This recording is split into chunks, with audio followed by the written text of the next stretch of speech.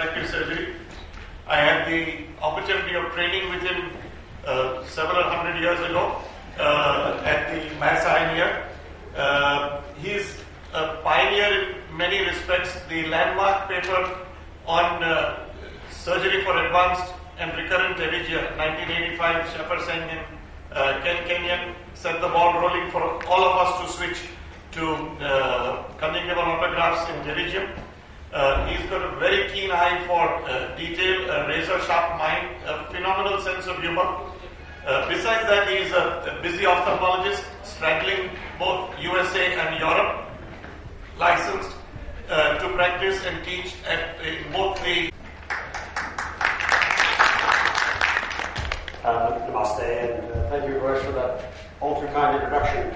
I'll use my remaining 5 minutes to enlighten you on a subject that I've been preoccupied with for days. When Nick Thoff devised the notion of the concept of limbal stem cell deficiency diseases. In 1984, fortuitously, Shepard Singh was my fellow.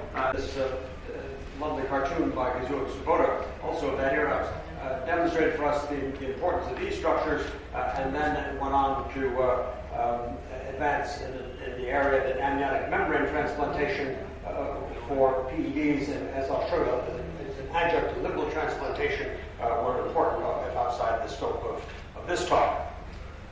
Conjunctivalization is key to recognize.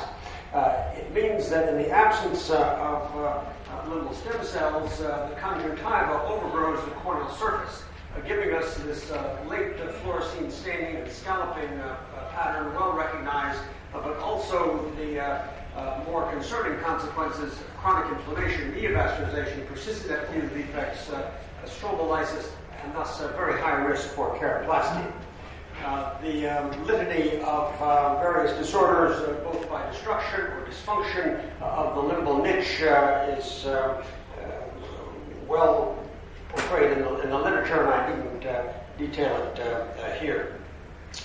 The point about it is that then, as now, a simple conjunctival limbal autograft, or CLAU, remains the procedure of choice to repair unilateral limbal stem cell deficiency.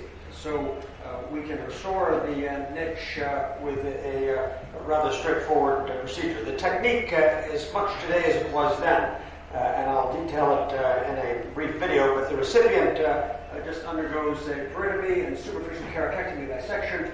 In the donor eye, we continue to take 2 small strips of limbal tissue. We close the donor site. We bring them to the prepared recipient and secure them with either tissue adhesive or sutures. I tend now to do amnion membrane overlays and a mini lateral tarsorrhaphy. Now here's where it gets interesting.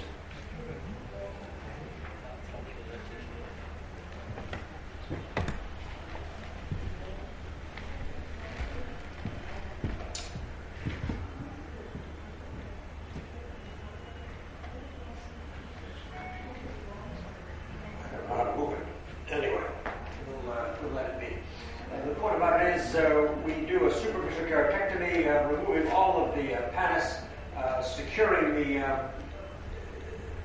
resected conjunctiva with aidovitral sutures in the quadrants. Turning to the donor eye, cautery marks are used to outline the area, and I always am cautious to leave those cautery marks within the edge of the tissue so that there is no probability of downside risk or misorientation of the graft. We take the entire graft and either take 2 grafts, or in this case a single graft is divided. We secure it with simply 2 tenonylon sutures at the corneal edge, tenonylon times 2. Aidovitral is my favorite to keep the conjunctiva to conjunctiva, edge to edge in place. Then comes an amnion, second verse, the same as the first, with the second graft we have them superiorly and inferiorly, as we see here. The amnion is overlaid stromal sticky side down. We turn it back on itself to give us the so-called sandwich technique. We put the fiber component on one, the filament component on the other, and like peanut butter and jelly, it all comes together and sticks. Yes. Then finally, my belt and suspenders is a 4-byte nano-vicryl running suture to secure the central graft in place so that in the event it's secured over the center of the cornea. Now, what are the results? In our initial 1989 technique of 26 eyes, the success rate of subsequent grafting is at least 90%, and of more than worthy of bottom line, there's an elegant little variant called SLET, Simple Epithelial Transplantation, by the Hyderabad group, which takes a single biopsy, seeds it onto an amnion membrane directly, and allows it to proliferate in that manner. Very, very clever. One of the earlier cases, this construction worker with the wet plaster fails to heal, has a conjunctival epidefect and ischemic sclera. I enlarge the conjunctival portion of the graft. Here he is 2 months later, here he is 12 months later, and I continue to follow him more than 20 years later with this result. My fave is this little 6-year-old with a bathroom cleaner alkali that scorches his ocular surface. I did an early autograft that improves the surface, and then a later deep lamellar keratoplasty. He's now 25 years old and returns with continued 20/60 vision, indeed a gift that keeps on giving. For bilateral total limbal stem cell deficiency, obviously the choices are not autograft, but rather a keratolimmal allograft or from a donor cornea or of a living-related donor. Well, these are very useful, but the real risk here, despite immunosuppression, is that of allograft reaction. Ed Holland and more recently his colleague Clara Chan have done excellent work in this, and I'll present a couple of their images. The limbal ring from the donor segment is split and is sutured in place to surround 100% of the limbus, thereby affording more stem cells. It's a barrier to conjunctivalization. The immunosuppressive regimen is rather daunting, and these patients really require micro and even nano management of prednisone, tacrolimus, Cellcept, and then in some cases acyclovir. It goes on and on, but desperate times call for desperate measures. Here's a case of Stevens-Johnson syndrome, of a rather poor prognosis case before a KLAL with an amnion overlay and patch and a lateral mini tarsorrhaphy. Here it is 3 years following primary surgery, 1 year following a cataract extraction with excellent anatomical and visual recovery. The problem, though, in Sang's experience, as reviewed here, is that survival of chemical burns is about 50%. Stevens-Johnson much lower, and so the difficulty of retaining these autografts is self-evident. Again, the always inventive Holland and Chan have tried to enhance their results with the so-called Cincinnati procedure, which is the classic KLAL, but also combined with an autograft portion, and here you see the result altogether. Now today we have gone beyond the simple auto and allograft into the laboratory in the world of tissue culture, because as already implied, we have a limit of the success of especially non-matched limbal allografts ranging from low 0 to high of 75 versus if we can use living-related cultivated limbal epithelium, that success rate in a number of excellent hands increases. Excuse me. The advantages of using the CLET approach, cultivated ex vivo transplantation, are of course potentially lower risk for the donor eye. It is repeatable in the event of graft failure. We can treat partial bilateral LSCDs if there's a small segment of tissue remaining, then it can be expanded and exploited. There's of course no risk for rejection because it's an autotransplant. It has the potential for storage and banking as well as potentially genetic manipulation. The real leader in this area is our friend from Italy, Paolo Rama and Pellegrini, who over a decade ago confirmed that the ex vivo limbal stem cell expansion from a simple 1 and 2 millimeter biopsy and using fibrin as a suitable substrate for culture and transport was able to do this without inducing stem cell differentiation. And here is the site of a very small discrete biopsy. The results of the Rama group in 14 and 18 cases showing both clinical as well as the expression of corneal keratin markers is demonstrated here and was published in 2001. After one graft, they experienced a almost 70% success with repetition. The few cases that required 2 grafts, this goes up to over 75%, which is rather extraordinary indeed. The other source of limbal stem cells, of course, can be using ectopic stem cells from the oral mucous membrane, the so-called COMET procedure, cultivated oral mucus epithelial transplantation. This is championed mainly by several Japanese groups and obviously has the advantage that it is applicable to bilateral OSD. The absence of necessity for postoperative immunosuppressive therapy is self-evidently advantageous, and it even reduces the need for steroids, again, because it is an autograft.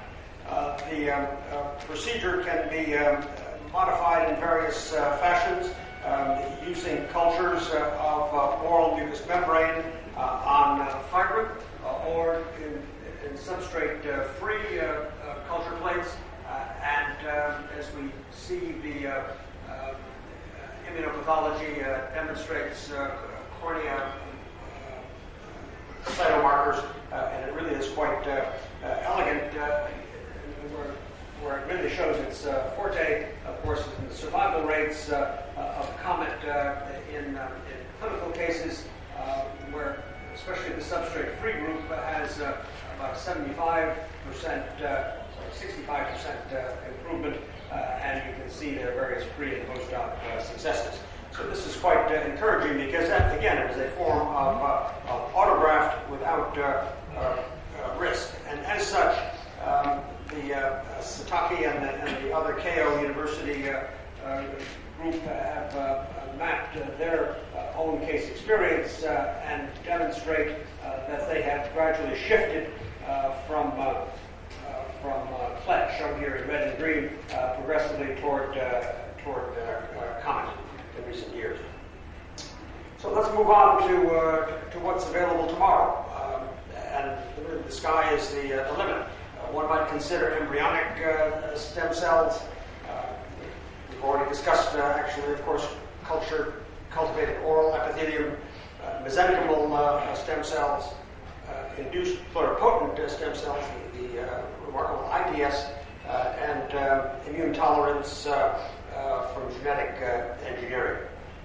The induced pluripotent stem cells are remarkable, of course, because they have the capability to result in meso, endo, and ectodermal derivatives to create the entire organism. But the point about it is that utilizing chimeras, here, yes, of epithelial cells and embryonic cells, they can be induced to produce chimeric and normal mice that will allow these cells to be harvested and expanded in ex vivo cultures, and this we see in culture, and they can be also applied to human iPS-derived cells, show similar corneal markers, and thus suggest that this may have human clinical application as well. European groups are reconstructing the cornea, making composite grafts of stem cells and stromal grafts, so utilizing magnetically oriented collagen films that will allow the orthogonality of the corneal stroma to be reproduced, and coating them with cultured limbal stem cells. We can see a remarkable reproduction of the healthy corneal epithelial surface, and this has been shown successfully in their rabbit laboratory models as well.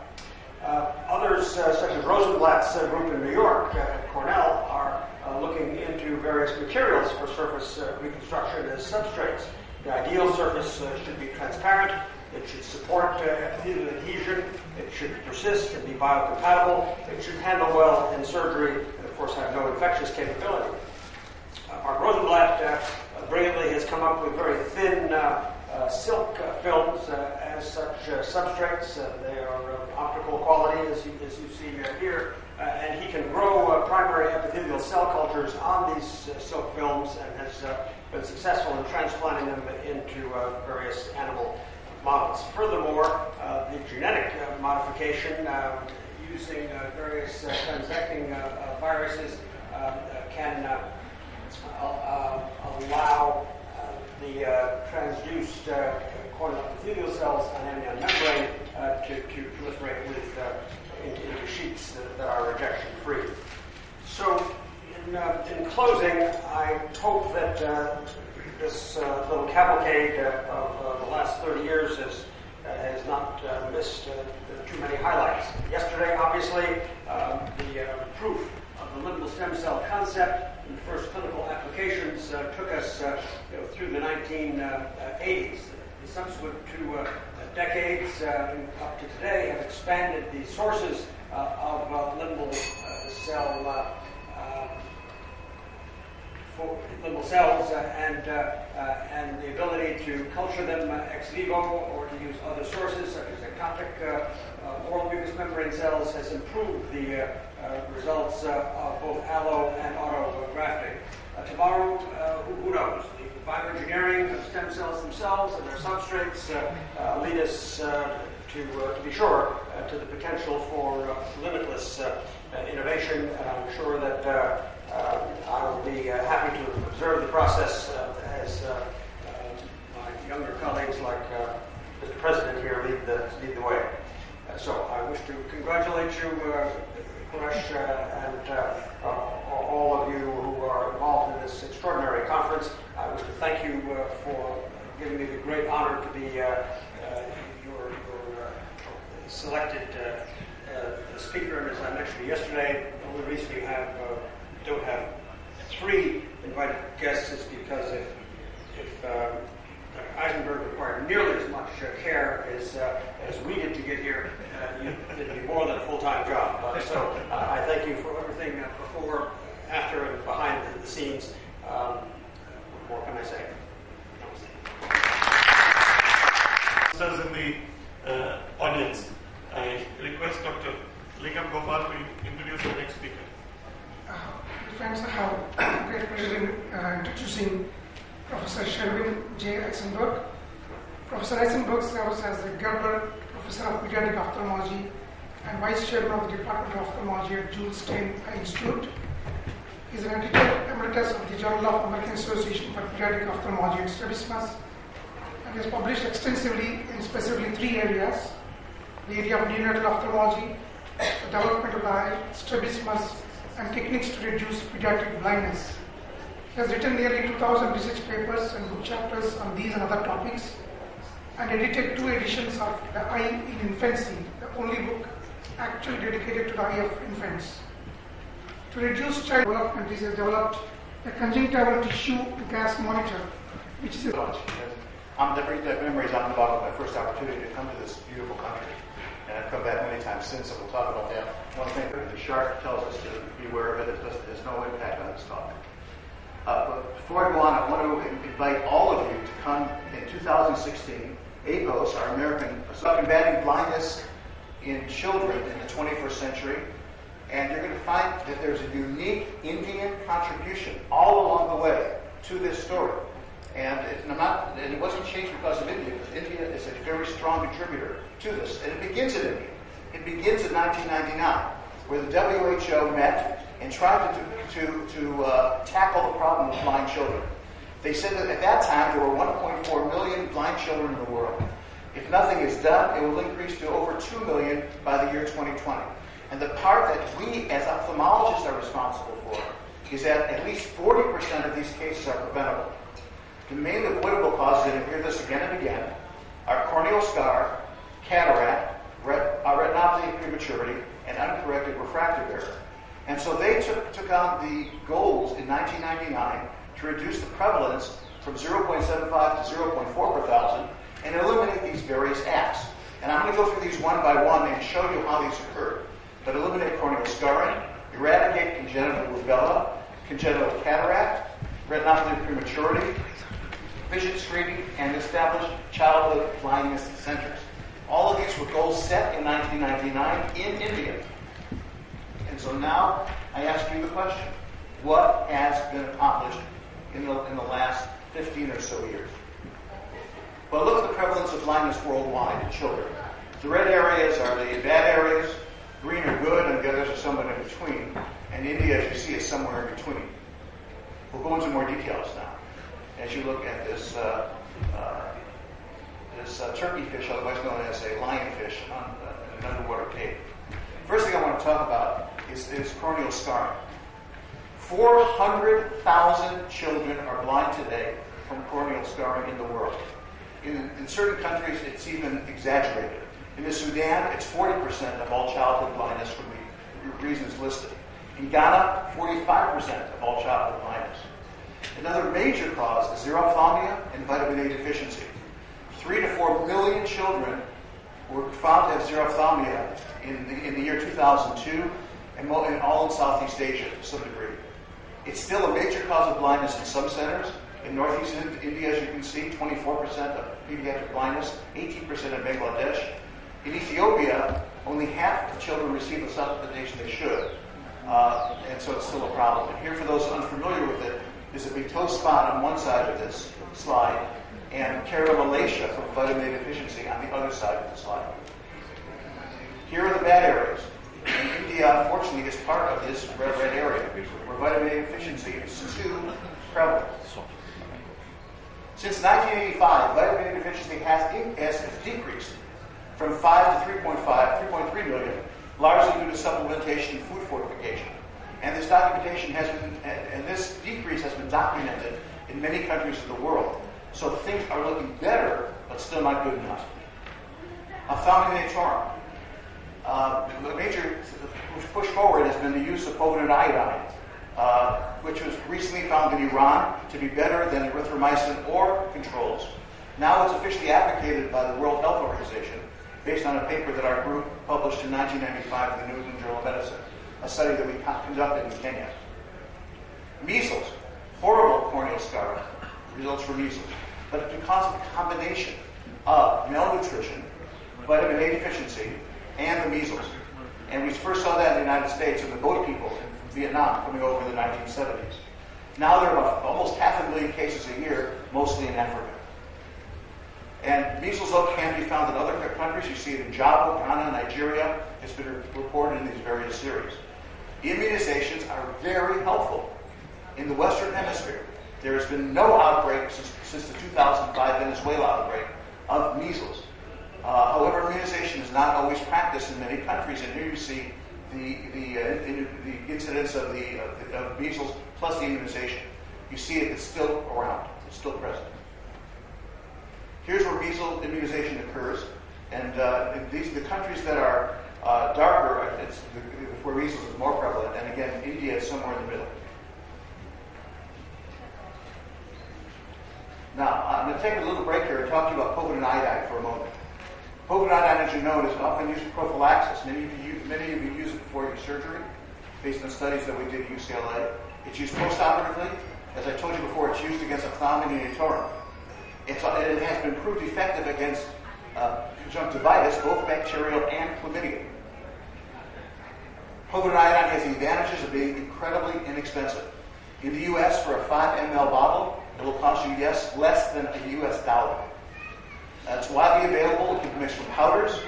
It's broadly, its susceptibility is broad. In vitro, it will kill all microorganisms within seconds. In vivo, it's not always that way.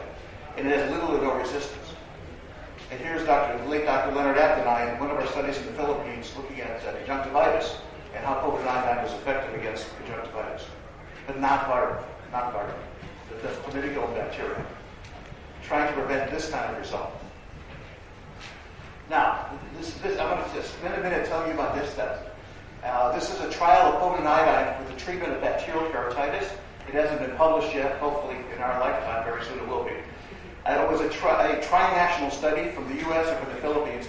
And I want here in India to shout out to the Indian co-authors who did a great job with this paper. From the Alvin Prasad Eye Institute, we have Drs. Prashant Garg and Savitri Sharma. And from the Joseph Eye Institute in Tiruchirappalli, we have Drs. Philip Thomas, Pragya Parmar, and J. Kaliapamurthy. These doctors were key in getting this done. It was a study conducted largely here in India. And we studied 172 patients who had bacterial keratitis. They were randomly assigned to either povidone iodine treatment or control. The control in Manila was Neosporin, because that's what they were using at the time.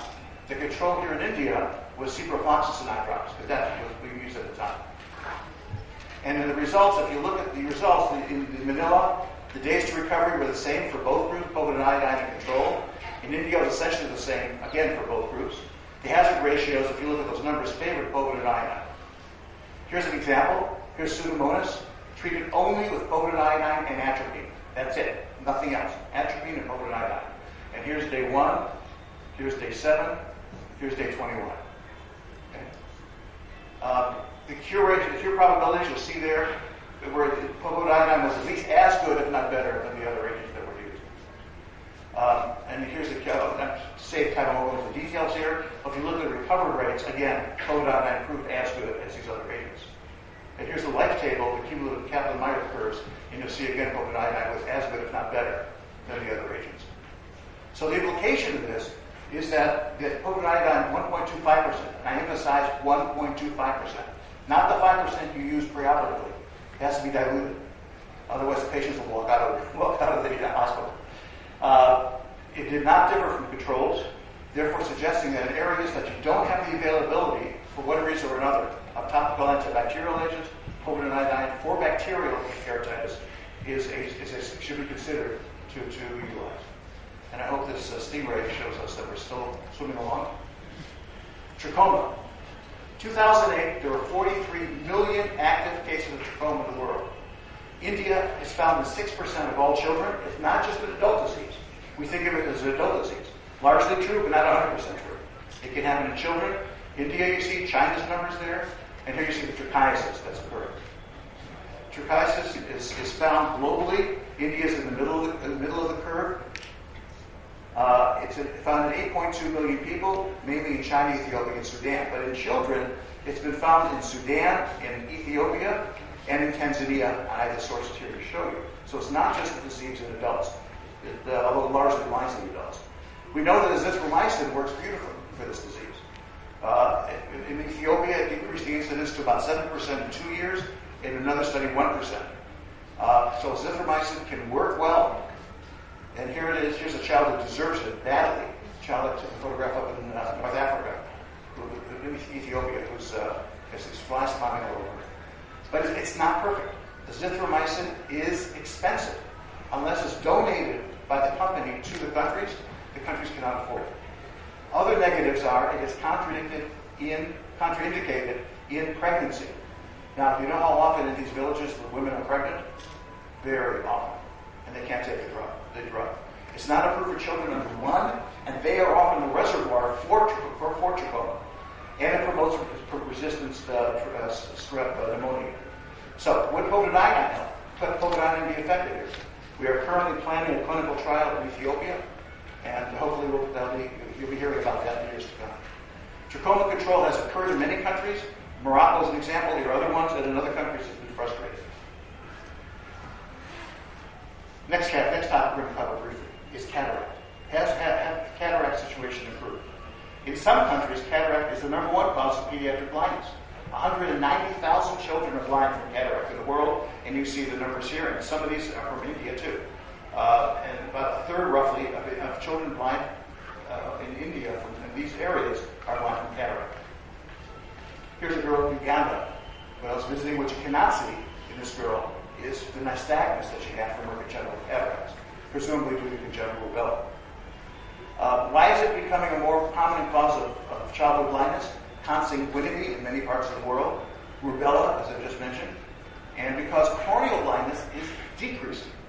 So if it's decreasing, the next number 2 on the list starts becoming number 1 in some areas, and that's what's occurring with cataract. And here you see the rubella vaccine, very important for you to prevent cataracts around the world. And you see in 1996, 65 countries had vaccinations. It improved by 2006. There were 123 countries with some form of vaccination, but more is needed. Immunization is very important for the eradication, very effective for reducing cases. You see in the Western Hemisphere how it dropped from 135,000 to 3,000 in the course of 8 years when immunization began. But in some countries, it's less common. In India, my understanding is it's less than 1% because the parents have to pay out of their pocket for immunization of their children against rubella. It's not commonly done unless the patients are paid for it. At least that's what I was told. Hopefully you'll correct me if I'm wrong. So what should be done to discourage and reduce cataract? Number 1, try to eliminate consanguinity. In southern India, the study showed that 71% of cases were due to consanguinity. Better screening and immunization against rubella. This blindness occurs when there is inadequate surgical services. Here are 2 studies in Africa that found the main reason that these children weren't treated adequately was because of the distance from their homes to the treating hospitals and poor follow-up. Unlike this slide from India showing how an aphakic child is undergoing retinoscopy to give them the correct contact lenses.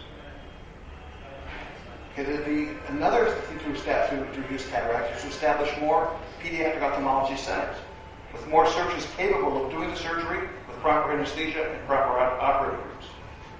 In some countries such as Turkey, where finances is a problem, perhaps the children should be operated in both eyes simultaneously, which we usually ignore, but that may be a technique in some countries. Does tertiary centers help? Here's another study from India from 2007, where the tertiary center caused childhood blindness to cataract to reduce from 13 to 6%. ROP, we're switching now to retinopathy prematurity, a growing epidemic. Right now it is estimated 60,000 children are blind from ROP, retinopathy prematurity. Why is it getting worse? Preterm births are increasing, especially among teenage mothers. There's a lack of neonatal ICUs. There's inadequate equipment to keep these babies alive. There's a shortage of nurses, a shortage of ophthalmologists to examine or treat the children. The epidemic is exploding in certain areas of the world, especially Latin America, Eastern Europe, and Asia. Trying to prevent this, the classic old RLF, where you have nothing behind the lens but a dislocated retina. So if you divide the world into 3 areas, you'll see, regarding ROP, it's curious how you see this. The areas in black are the areas in which there is no ROP because babies do not survive, who are very premature. The green areas are the areas that the babies do survive and are treated properly. And the red areas are in between. The babies are surviving, but the treatment and screening is inadequate. And that's where the epidemic, as you can see, is occurring. And here's another way to look at it. The former Latin American countries have the bulk, along with the former Soviet Union countries, have the bulk of this disease right now. And India is actually on the lower side. There have been great strides here in India, especially in screening, which we don't have time to get into. The neonatal ICUs and screening are factors that are very important. In the same country, in Indonesia, you'll see one picture in the rural areas where it's only 1% of pediatric blindness, and in the urban areas, it's 31% of pediatric blindness in the same country. And you see the same thing in other countries. Look at the bottom of Mexico, only 21% of ICUs had screening in the year 2004. What are the recommendations? We should stick to the early treatment center recommendations. Developing countries need to have individual screening criteria. Don't depend on the standards coming out of the US, coming out of the UK. Every country should have its own standards. I commend the Philippines. 6 months ago, the Philippines ran through all their data, came up with their own screening criteria based on their own data. Very important that every country do that. Telemedicine has to be developed, because that's, I think, the future in screening, because there's not enough of us to screen the babies. And then the widespread use of anti-VEGF. Anti-VEGF is maybe the way to the future. Avastin is probably available worldwide more than lasers, which makes it more available for treatment. We're still in the development stage to see how it works. There's a famous study in the New England Journal showing that it was effective. We don't have a good handle on the side effects. We do know, though, that it can recur later. So it's still an open question, but one that we need to explore as time goes on. Uncorrected refractive error sounds silly that children who need glasses don't get their glasses, but it's a huge issue. 12 million children don't have glasses and they need glasses, with a visual acuity of less than 618. The global prevalence is about 1%. About 1% of all children need glasses and don't have them. It sounds ridiculous in many cultures, but that's the situation. It's just a lack of vision screening. Refractive error correction is unavailable or too costly, and children refuse to wear glasses. A large proportion is in Asia, as you might imagine, with myopia being so common. China, 2.7% of children, which is a huge number. Tibet, 11%. And here's some numbers showing you can screen them relatively cheaply. You can give it if things are organized. And I commend India for having screening programs in the schools done by the teachers, and the teachers are not paid to do it. India, they do it out of the goodness of their heart. That would not occur in the United States, because all the teachers would scream, "Oh, liability, I might be sued," right? India, that doesn't occur. The teachers do it. It's really a model for other countries, and I commend India for that. And because of miracle, we're worried about the barracuda here that we're going to attack. Tertiary centers have to be established, and there are. They are rising, especially in Africa and Asia, in India and South Africa. And you see the number of professionals there that are needed, but many more are needed. Okay, so let me conclude here by saying, how are we doing? Are we improving? Are things getting better? Here's the report card that you can take home to your family. So when it comes to corneal blindness, are we improving? Definitely improving. Vitamin A use, wider distribution. Measles immunization is growing. Ophthalmic prophylaxis is spreading, especially povidone iodine, because now it's so cheap. Even countries like Thailand and others that have a lot of this disease are using povidone iodine. And now, as I mentioned to you before, for keratitis treatment, and so hopefully the paper will come out in the next year. They'll be available in the developing areas. Trachoma prophylaxis is white. Next, how are we doing with congenital cataract? Mixed picture. Rubella immunization is better, but screening and services are still lacking.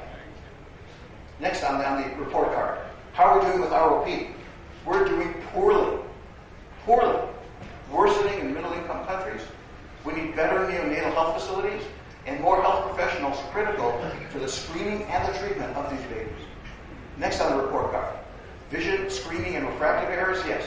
It's improving on a local scale through school systems, through groups that are like the Lions clubs and such. They're helping with this sort of effort. And the next thing on the report card are child blindness centers. Are we seeing more? Yes, it's slowly improving. It's gradually increasing, but many, many more are needed. So I want to congratulate and thank these listed people who are the pioneers in pediatric blindness. I'll let you look at their list from the UK, from America, from other countries, who've been really pioneers in this effort. And just want to let you know that when I told my grandson here that I was coming to India, he was so excited because he was very, very excited. And lastly, I want to thank you for your attention, and privately perhaps we can talk about areas to improve in this. Thank you very much.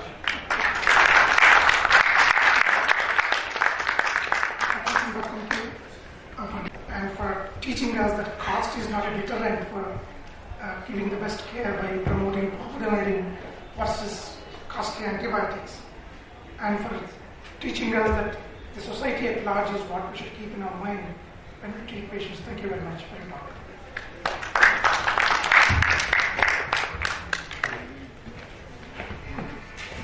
I invite Dr. Abhay Vasavada to come and introduce another giant, Dr. Palikaris.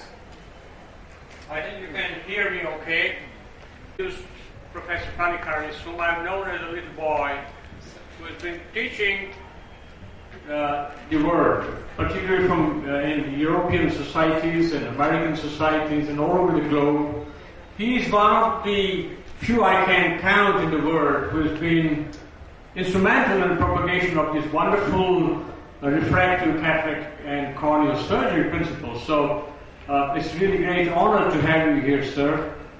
He's been trained in various universities in Europe, heading from Greece, but had the PhDs and all other qualifications from neighboring European countries, including Switzerland, Germany, and has been holding important positions in these universities for many years. He has been the president, the very important position, European Society of Cataract and Refractive Surgeons, for a long time, and now he's been an advisor and a permanent advisory board member of the European Board of the Cataract, as well as the European Board for the examinations and so on. So really it's an honor to introduce Professor Palikaris, please.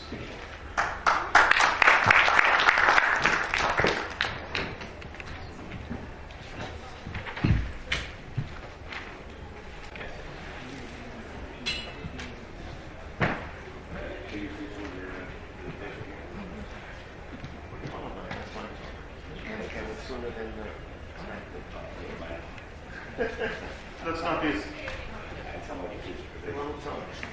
So, meanwhile, I would like to thank you to invite me here and to say that for me, as a Greek, to be in India is like being a holiday destination.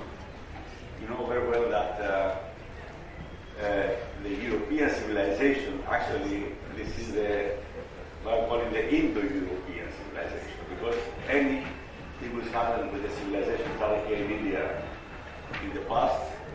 It was transferring from India to Persia, to Middle East, to Minoans. This is the place I'm living, Crete, and then to Europe. So everything happened first here, and for us, which are well known for our Asian culture, it's always a privilege to visit this country. And I'm very impressed to be here. It's not the first time I'm in India. Sorry, sir, one moment. PowerPoint, a second. Yeah. And regards my presentation, we have to move to the blindness of the children to another age, which they are those times they start to have problems with the reading and to solve the myopia, the cataract problem. It's a kind of controversy, really, to see the previous speech and my speech, which are moving from something which is, let's say, more basic and primitive to something which is very high modern and not probably necessarily the first priority and necessity in the countries in the third world. But I feel that India, ophthalmology is the whole world, because it's a country which find everything for the very, very, let's say, important issues related to the blindness in childhood, going to the very, very high-tech technology, and many Indian doctors they are well worldwide very famous for this achievement.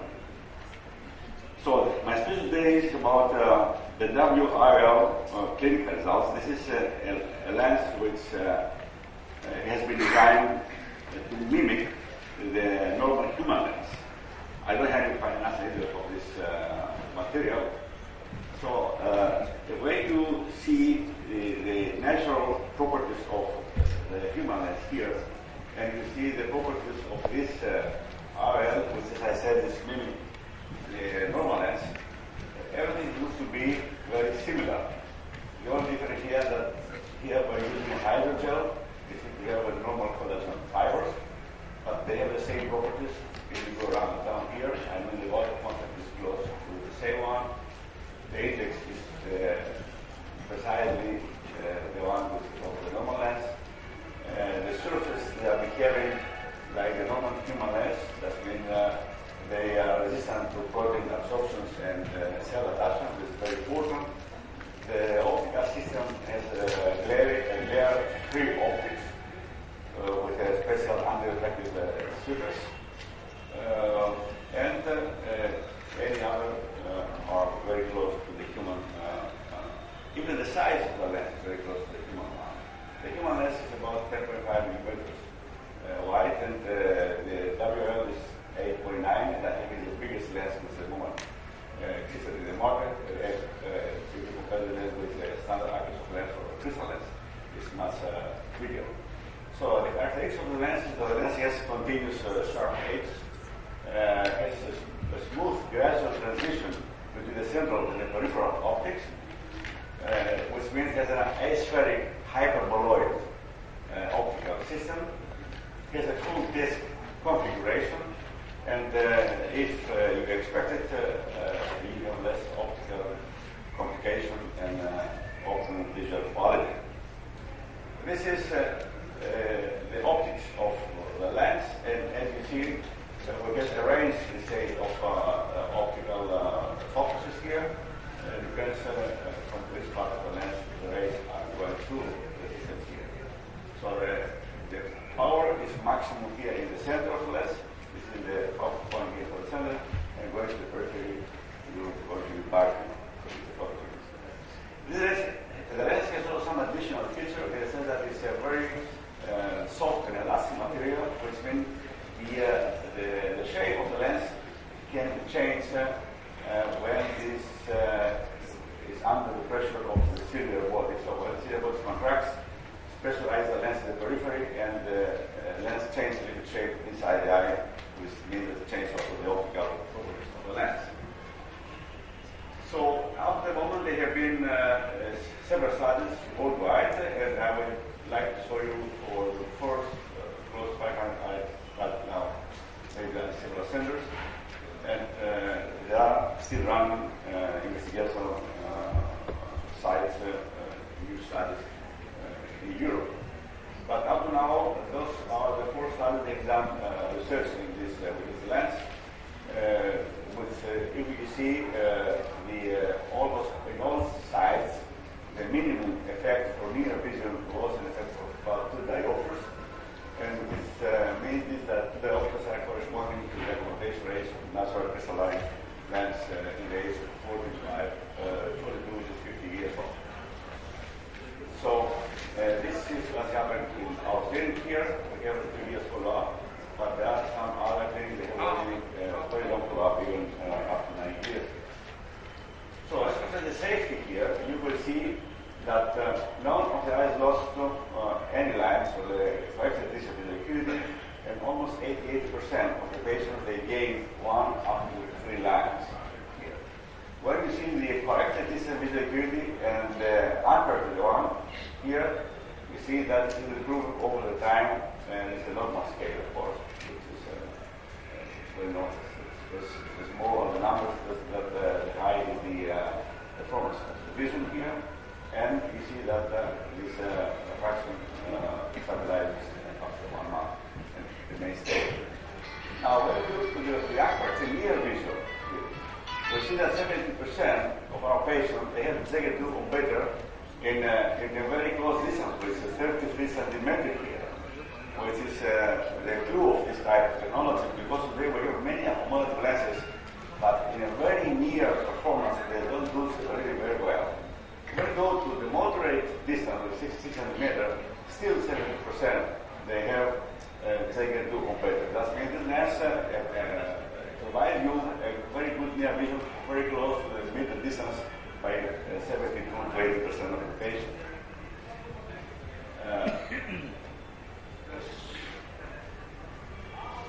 I show you here the video The lens, although has a quite big size, is very easy to insert in the eye, the normal catches here.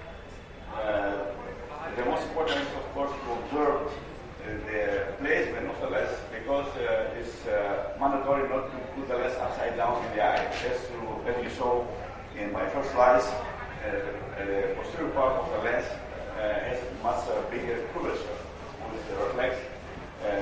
Where you see here from the side, you see this is the anterior, the other was posterior part. So you put the lens in the right position. And this is an example in some of the years.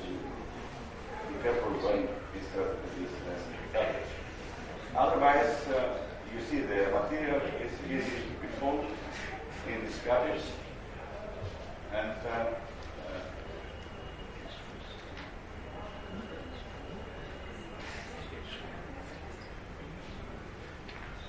you observe here that the capsule rexis right here is rounded, but the lower part of the rexis becomes a little more central. I like to have a type of small envelope somehow in this type of capsule rexis, because you insert the lens inside the capsule, so you have to have a little capsule here in the anterior part to support the lower part of the lens. Because I don't put the lens 100% inside the capsule at the beginning, I leave the upper part out of the capsule, because it's very important to remove the hilum behind the lens. You don't have to leave any hilum on the back, because if you leave some hilum on the back, when the lens comes in, the capsule blocks in the back, and then I have a problem with the space you observe on the outer space. Now you see, I'm going in the back of the lens.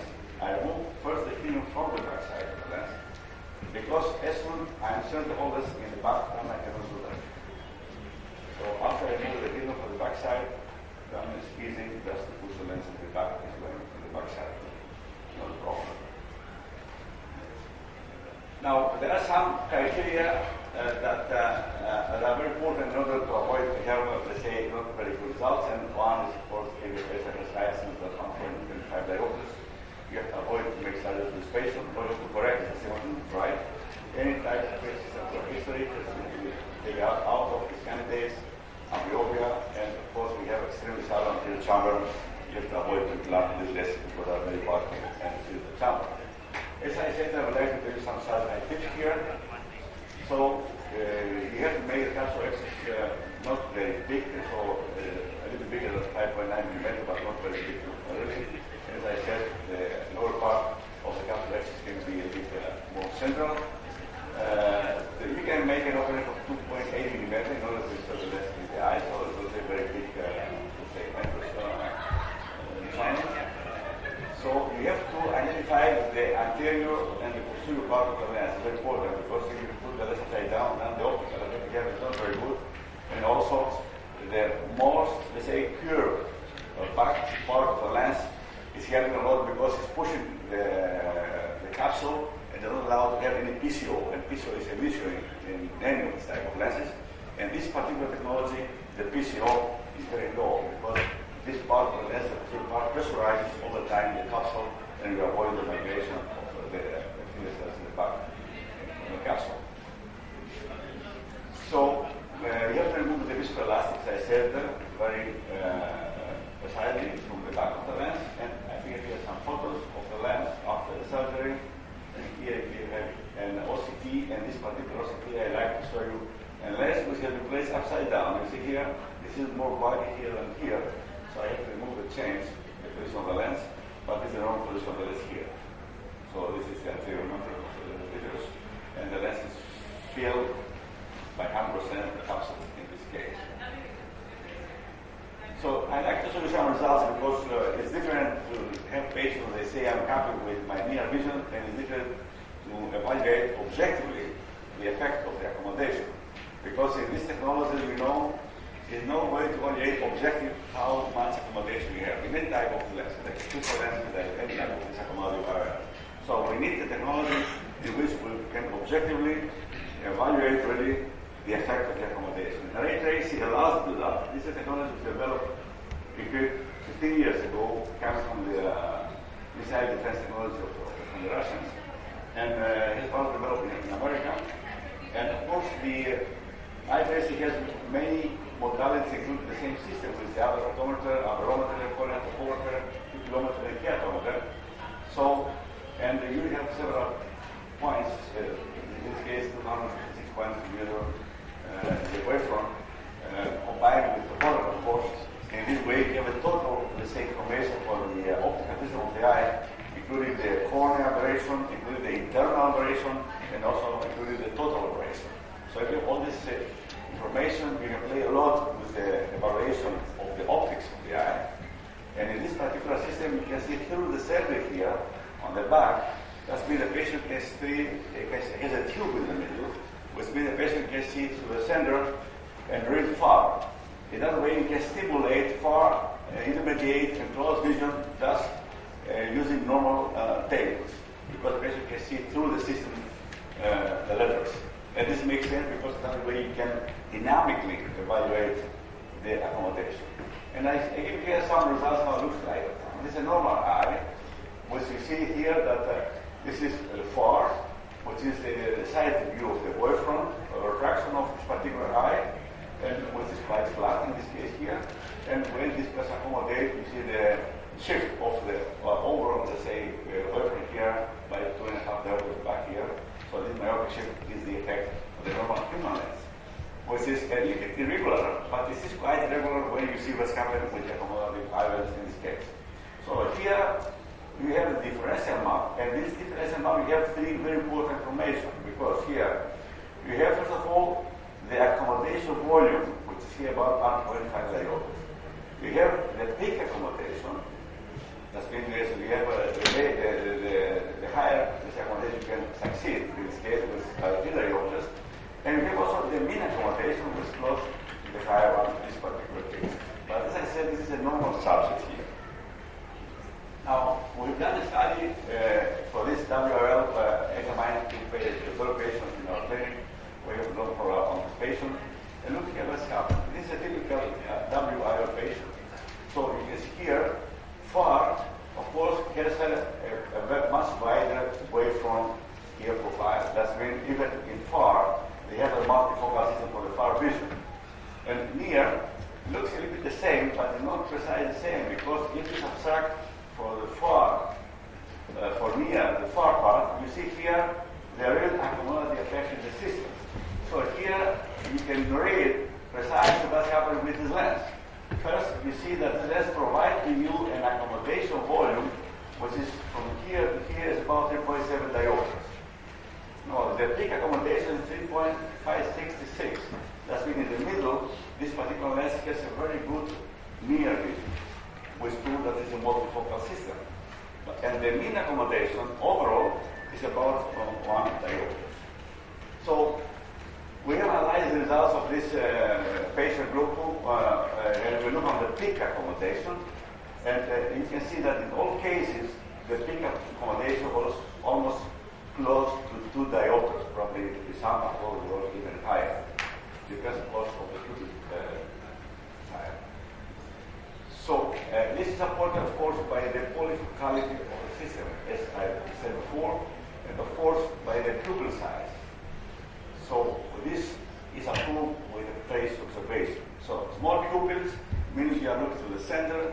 In the center, you have mostly here the peak accommodation, so you can see closer. That's why when you read close, the pupil is closed. So you get a system which has high accommodative values here, and when you see far, the system, the pupil increases, and you can see, of course, with this, let's say, multifocal far profile. So I like just to highlight here what's the difference between the peak, mean accommodation. So peak accommodation values show maximum optical power out. This is the myopic shift in a particular small area of the lens, and mostly this is the center of the lens. The mean accommodation values show the average of the optical power out, which is the myopic shift in the whole area, the whole pupil. So this is give more say the average of this optical power. The peak values are most important as they determine the image in the central retina. Accommodation volume is important as they measure the flexibility of the area, how wide is the accommodation provides the system. The mean accommodation does not have too high value from the clinical point of view. So as you can see here, in these 22 days we've done the study, the average accommodation was minus 264. The average accommodated volume was 324. I mean the volume of the whole system. And the mean accommodation was by minus 0.084. So this is the information you can provide with this eye tracing, but you cannot provide some more inside information if you go to analyze the images based on the high order operation. So in the low order operation, you have almost 100% effect on the accommodation.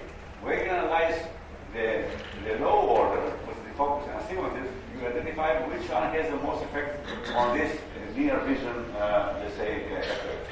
So the focus affects by 40% the accommodation effect of this particular lens, and the astigmatism affects the 65%. The high order aberration here, this is the low order, they have less effect, but still you have a 7% which affected the high order, the whole refractive effect for near vision in the system.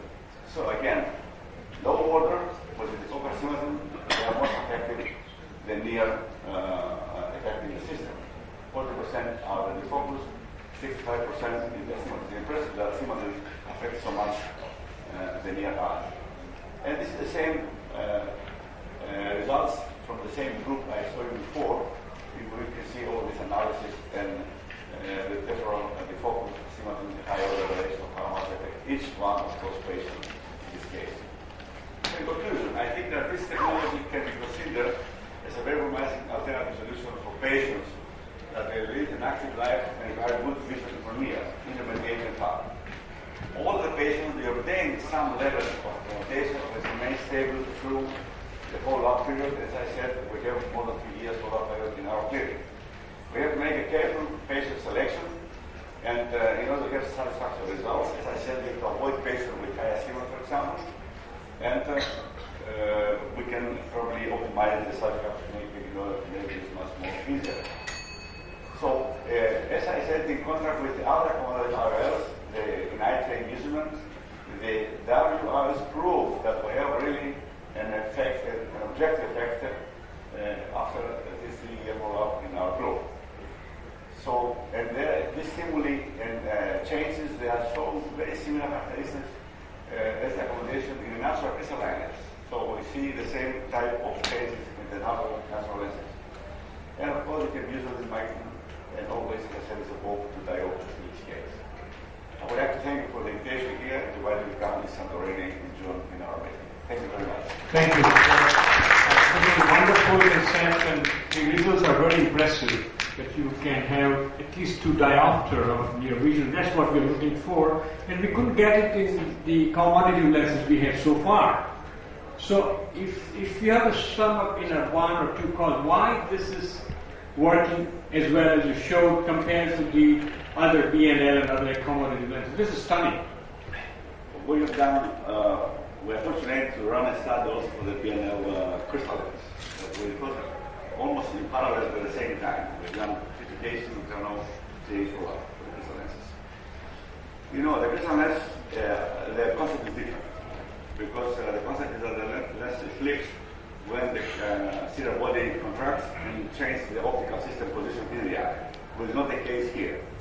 Here, the effect is based on the parabolic, hyperbolic, multi-optical system of the lens. That means even if the lens is not moving in the eye here, so that's only the optical lens, provide this multifocality.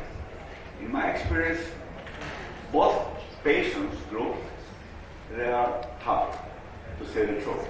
I mean, the crystal lens patient, for example, they were happy because in crystal lens we are seeing, let's say, close to 1 diopter, 0.75 diopters in the beginning.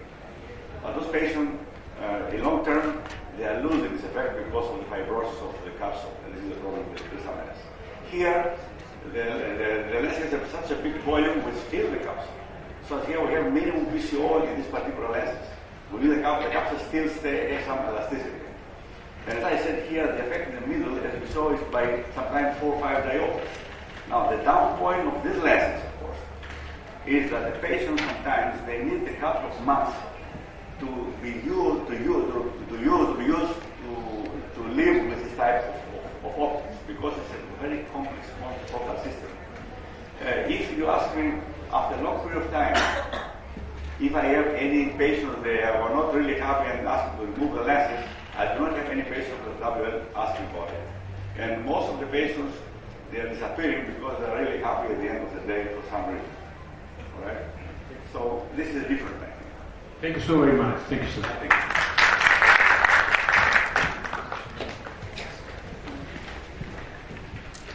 Good morning, friends.